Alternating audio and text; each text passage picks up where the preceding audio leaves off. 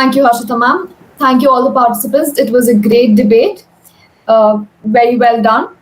Nithi ma'am, we would like to hear your thoughts on the debate.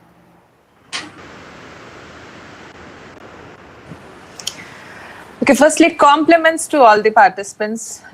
Very well put across points. Most of the aspects were even new for me, especially the comparisons drawn on with the other nations. That was an interesting perspective given.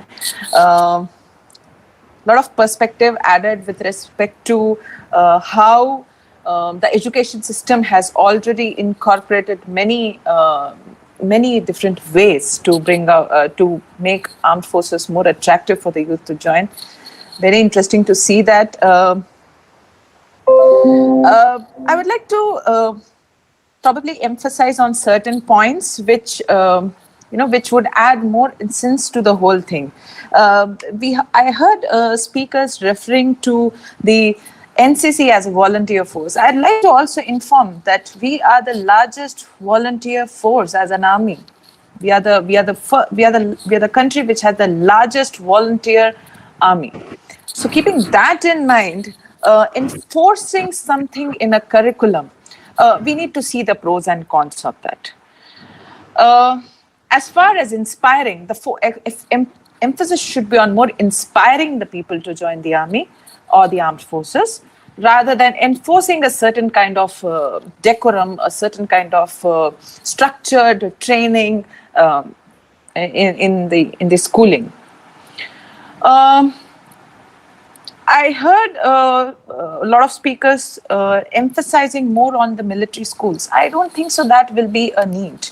If we empower our National Cadet Corps, if we empower our national service schemes, if we make them more popular, if we make it more youth lucrative, so I think so we should be able to achieve our aims with respect to attracting them to join the armed forces. One essential thing which I would like to emphasize on is there's a balance in every ecosystem which is needed. So, okay, we may attract people, but the army opening up too many vacancies is going to create a certain imbalance for the army itself.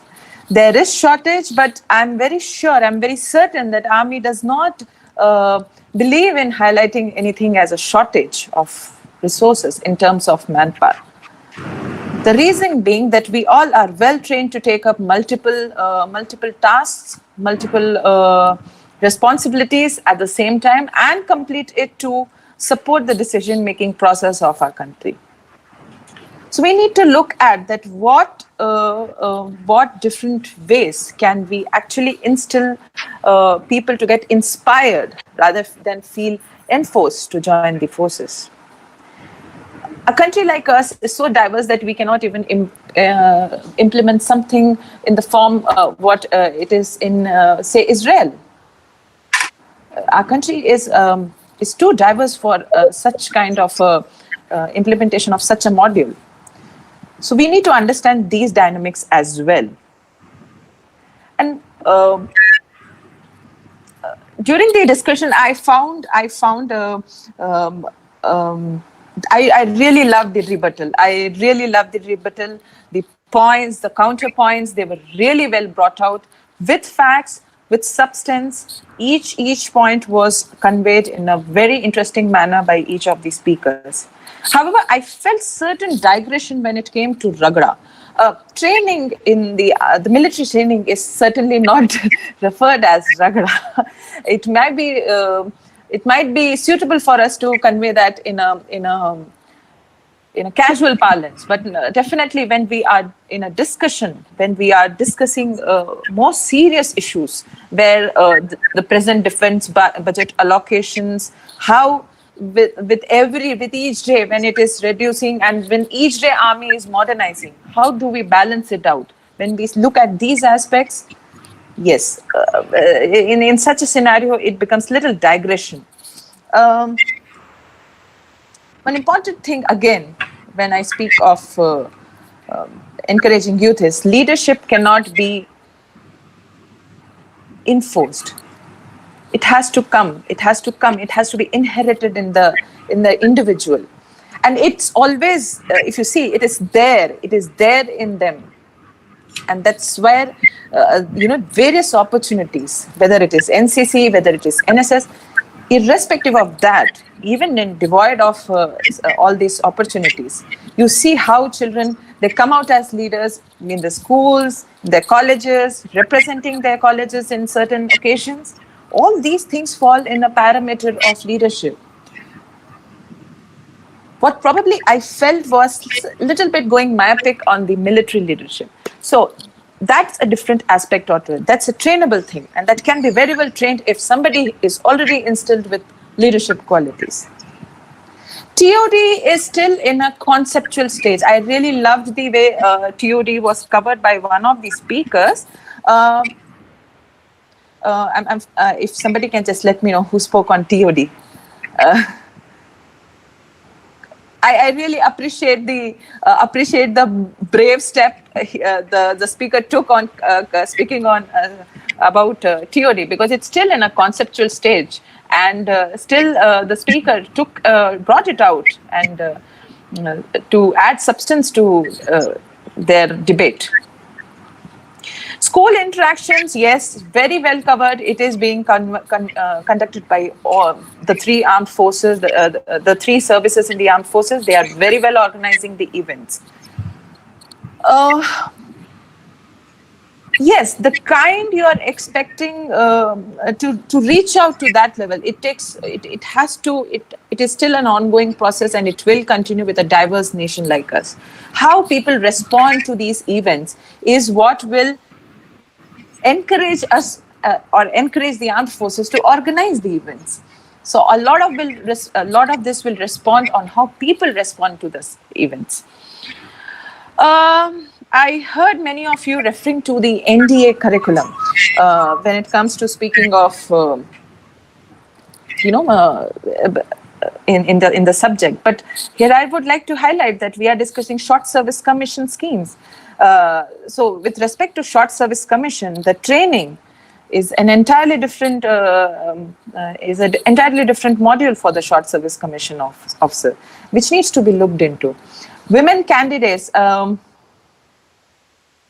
yes, very well brought out by Harshita that yes, Sainik, and one more speaker who spoke about Sainik schools being introduced to girls.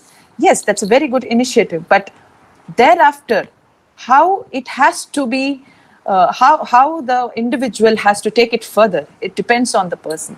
At the end of the day, we all are individual, we are celebrating the Independence Day today. So, that freedom of choosing your profession is there with us. Ultimately, it is the seeker. I mean, in anything, any job, any profession you talk of, army is more of a way of life, or the forces, serving in the forces is a way of life. It is a service. We cannot force people to take on to services, we can probably just encourage them and inspire them, and that's all we can do. And that's how is the tradition of our nation. So sticking on to that will definitely help us have a more quality, add more quality to our forces rather than quantity. Increasing vacancies will not solve the purpose. Too many schemes, too many entry schemes are already there. I don't think so. We need more entry schemes. Maybe a couple of vacancies more should help. But then all this matters on how many people are getting released from the army. So that balance, again, I'll come to that balance. It depends on how many people get released from the army and how many people we can accommodate in the army or the armed forces. So, that thing has to be too many. Are we in a state to cater for more people? That's something which needs to be planned, and that I'm very sure, I'm very certain that the forces are already, it's a regular routine for them to plan out. One very interesting point brought out, and I fully support that, is opportunities for merit out candidates. We need to seriously consider something for them. The TGC merit outs get their options for other entries, but there is no such thing for a short service commissioned officer. The only thing they are left with is to go back and appear and prepare and appear back for the SSB, and it's a very tedious process. I would like to bring out that students, like candidates who were with me in the SSB, and it's a decade now. I have served in the army and I'm now out of the army, and they are still striving to get into the army. They're still striving. They are now trying for territorial army, whatever possible options available to them. Comparison with honorary ranks was little, I think so, out of place because, okay, yes, MS Dhoni does. It's individual nature. You know how you take it. Is it beyond the uniform? Like somebody mentioned, beyond. It has to be beyond the uniform. So yes, your responsibilities toward your nations, we need to define. The forces are just a media to serve the nation. How you effectively contribute to the nation does not depend on this parameter of joining the forces. There is much more than this. So we need to get out of this this paradox. And yeah, and somebody mentioned about retirement and pension schemes. Well, I have a different opinion on these things. Pension schemes are more kind of an honorarium for the service these people have done. 20 years of their life they have given, or more than 20 years of their life they have given to serve the nation. That needs some acknowledgement. So it's, what is the best way to acknowledge somebody from the ranks, that is a Sipahi or a non-commissioned officer? How do you appreciate their efforts? So this is just one of the ways. So I don't think so it ever will pinch the people who plan the defense budget to contribute towards the efforts, acknowledge the efforts of the contributions which people have made. We need to focus on the nation concept. We need to focus on nation more than encouraging people to join the armed forces. The encouragement should be to instill that concept of nationhood. That needs focus. For that, yes, for that purpose, inculcating things in the curriculum of our schooling is very much important.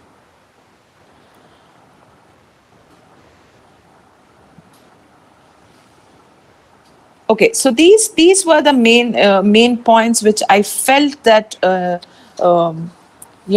that actually, I would say your points, the way you discussed, I think so that was the food for thought, which I have just brought out. And very beautifully, one of the speakers mentioned about temperament.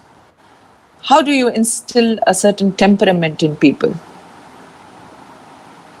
So what do you give? You give things to them in a platter. You give things as much as possible to them in a platter. Let's see what they do with it. Okay, so that's one way. That's just a perspective added to it. So we need to inculcate many things in our curriculum. At the same time, we are well placed when it comes to resources for short service commission. We are well placed, well equipped with all that. And the focus should be more and more on taking your youth in, contributing your youth of the youth period of your life in a more responsible manner. That should be the focus, irrespective of the fact that whether they get to join the army or the Air Force or the Navy. The focus has to be that we as citizens, what has been our role in nation building? So I would like to quote something which I read. I was reading one of the essays by Bhagat Singh, and which suits, I think so, all of you. And this is the way I feel that I can best compliment you people. Criticism and independent thinking are two indispensable qualities of a revolutionary. So, with that, I'm very sure all the very best. You all have spoken really, very, very well. I appreciate the points brought out, the facts, the logics, the rationale behind, behind each point. Very beautifully covered. So at the end, we need to see that we have quality of people in the army. We should encourage people to join the army, but at the same time, we also have to see that a quality is maintained in the armed forces. And the endeavor should also be that we as youth should not get demotivated on not clearing an exam. It's just one of the steps. The way to live an army way of life, to live a defense way of life is actually nothing, just to perform your duties. That is what is a defense way of life. To perform the duties, the tasks given to you with responsibility and full dedication and devotion. That is all is the way of life. And if we instill this in ourselves and if we impart this to our coming generation, I think so we have achieved our aim of being a citizen of this country. So that's all from my side. Thank you so much. I thank Tug of Words for inviting me for the occasion. And all the best to all the aspirants. Nevertheless, I am very sure that with the kind of display of thoughts, the clarity which you all have displayed, I'm very sure you will do well in all your endeavors. Thank you. Thank you so much, ma'am, for those thoughtful insights. We still want to ask you a lot of questions. Aishwarya, Sure. over to you. Hello, good evening, ma'am. Good evening. We are indeed honored to have you with Tug of Words, and we are really delighted. And I hope you enjoyed the brainstorming debate with us. Okay, on behalf of our team and our viewers, I would like to ask you a few questions. Right? Hello. Yeah, sure. So, ma'am, we firstly see that in our Bollywood movies, a lot of military life is interpreted, and it is kind of misinterpreted, firstly.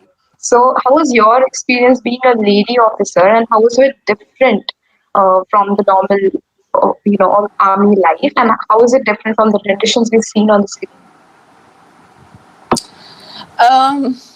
Okay, let me put it this way: the Bollywood portrays many other characters in its art. We see doctors, we see the policemen. The policemen are the most, you can say, embarrassed in the Bollywood. But does that mean that they are not performing their duties well? So, yes, Bollywood adds certain glamour.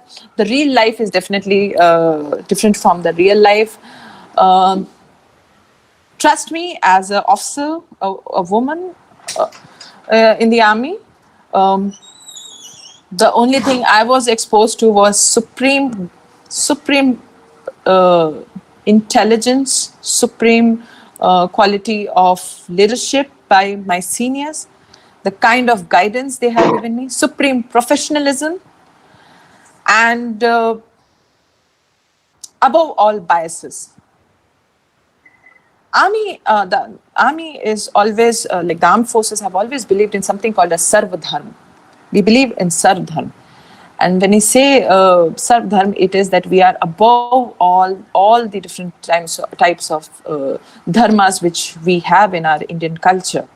And above everything, we believe in karma. Karma hi dharma. So whatever we do, that is what matters to us. And I feel if you have the degree of professionalism expected out of you as an officer, all these biases just fade away and they just vanish out in the thin air. Okay. So, yeah. So that's the thing. The way of life I have lived, I cherish it, and I'm thankful to God, thankful to my parents, thankful to my teachers who have supported me in taking this path of life. And definitely I cherish it, and it will definitely be a part of my identity in years to come. Okay. Thank you, ma'am. So the second question is, how was your first feeling after joining the prestigious OTA, and how were your days at the OTA? Adding to that, how was the feeling after being commissioned as an officer? Which regiment or services were you a part of, and how was the experience over there? Okay. Okay, so let me start it prior to joining the OTA. I cleared my SSB in the third attempt, but still I remember something very vivid of my first experience of SSB. It was in Allahabad, 11 SSB, and if any of you have given the SSB, the reception, the step which has been constructed on the reception center, it says Pratham Pag. And that day, I knew one thing very clear. This has to end at the Antim Pag. I don't know how. I didn't know how that is going to happen. It was that zeal, and that, sometimes we get into that mode, okay, no, whatever may be the case, it has to end this way. Yeah. OTA was again a beautiful experience, and if you ask any army officer or any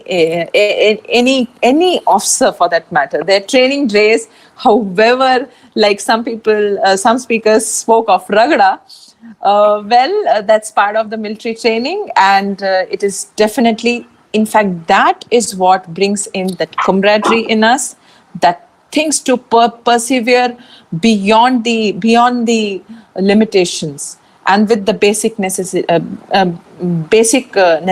available. So it was a very beautiful journey. In like OTA was really, and I think so, whatever I am as and whatever I was as an officer in the army while serving, it's there where we learn the essence of soldiering. And it's there we realize that being officer is something, okay, it is still a step second, but being a soldier is the first requirement. And as stands to the motto of OTA, serve with honor, that's what we learned in during our training days. And thereafter, I got commissioned into the Corps of Intelligence, and it was a great exposure for me. Something which built my perspectives very differently about the nation, about things associated to our security, everything. And whatever I am today, I am because of my arm. My arm has shaped me into the person I am.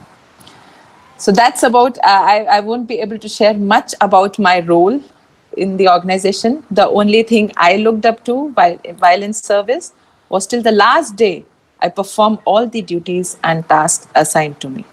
That was my only motive throughout my service. Right. That's great. Okay, the next question is that most people do not know what graphology is. So we are interested in knowing that how did you develop such an offbeat interest? Yeah, so sometimes when like I mentioned while I was conveying about the debate, you have to be a seeker. So I think so that thing is still there in me. And, as a seeker, I came across this. I did have inclination beforehand to nonverbal communication. And that's how I came across a couple of years back. I was introduced to graphology. It is to do with identifying the traits of people through their handwriting. And it's a tool which talks about your overall, which will help the analyst to understand your personality, your traits towards your family, towards yourself, towards your nation, towards your society, all in all, towards your life, what perspectives you hold towards your life. So this is what is handwriting analysis all about. And to develop offbeat interests. Well, you keep exploring. And these days, you people are lucky that you have the internet at the beck and call. You can explore, you can keep exploring. There's no end to it. The more knowledge you seek, the more knowledge you gain, the less aware you are. Okay, so keep exploring. Yes. That's the solution. Yeah. Definitely, ma'am. Ma'am, the next question is, and this is like everyone wants to know about this, that did you always want to join the army, and how and when did you decide to pursue this as a career? Okay. Firstly, this was like, this thought went through it came after many transformation.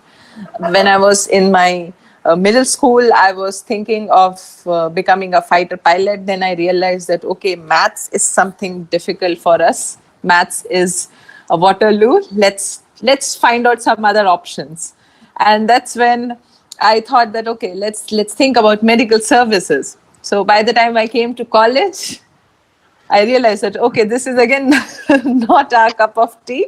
Let's think of something. But through and through, that zeal and that strong innate desperation to be in the forces was there. And I think so sometimes वो कहते हैं ना, आप शिद्दत से कुछ मांगो तो पूरी कायनात जुड़ जाती है देने में. So the Short Service Commission for Women was opened in 2007.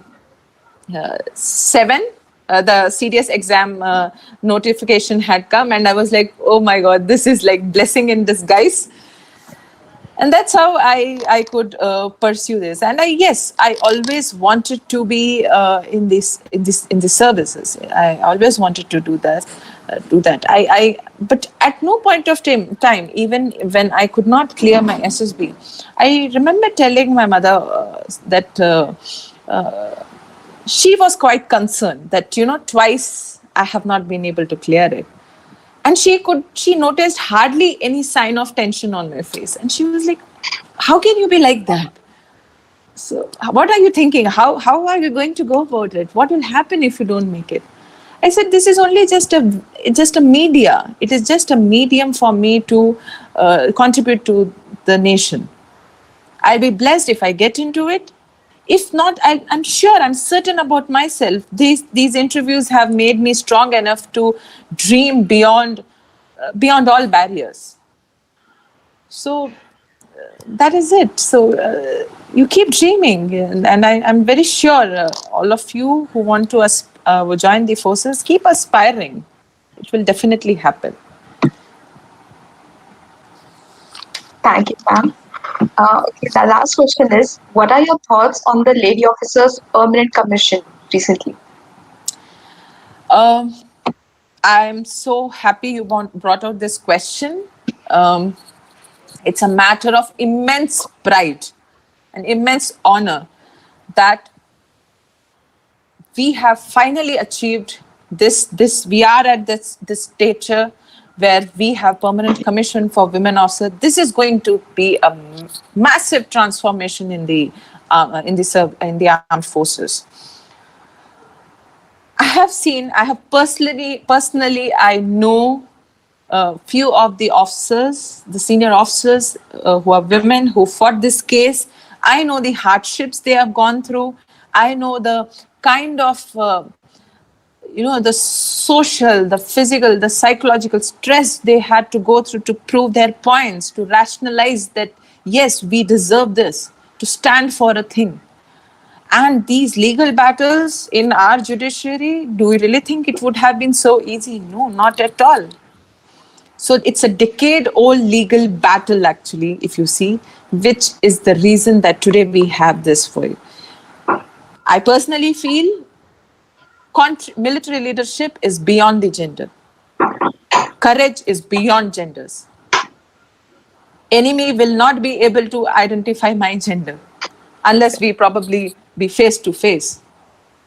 But I'm very sure the grit as a soldier, which each one of us has, we'll be able to achieve we'll be able to win over many such challenging situations.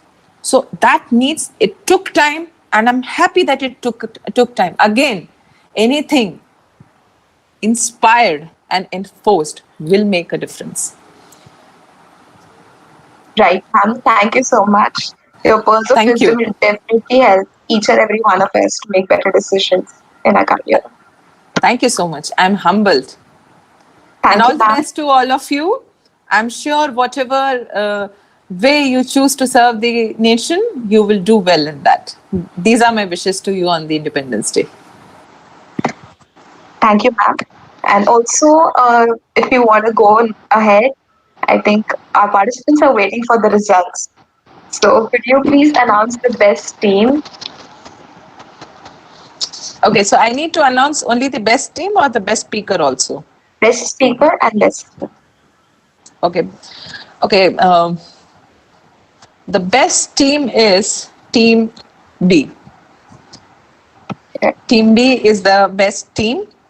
And instead of one, I have two best speakers. One is Siddharth, and second is Anay Malik. Okay. Thank you, ma'am. Thank you. Thank you, Siddharth. Thank you. And congratulations, everyone. Thank you, ma'am. I am going ahead. Thank you, ma'am. Ma'am, I think they are wondering which team is the B team. Yes, ma'am. Okay, they don't know. I mean, you gave me which is the Team B. Okay. Okay, I'll just tell based on the details provided. The Team B is the one which spoke on introducing short-term service schemes. That is the Team B, which has Japjit, Harshita, Siddharth, and Shaunak. In fact, all the speakers of this team, I compliment to all of you. You really covered your points very well. I loved the clarity in representing your points and how firmly you stood by them. So that's really commendable. So that's Team B. Thank you, ma'am. I hope I've cleared. Thank you, ma'am. Thank you, ma'am. Thank you very much, ma'am. Well, hearty congratulations to all the winners, and kudos to all the participants for the kind of research done by all. It was a pleasure having you all. I may now, on behalf of the entire team of Tug of Words, extend my sincere thanks to Nithi ma'am for your valuable insights and basing today's event. Many aspirants, especially women aspirants, were eagerly looking forward to be hearing from you today. Your words were truly inspirational for all of us. Thank you so much again. Thank you. Thank you so much. Jai Hind.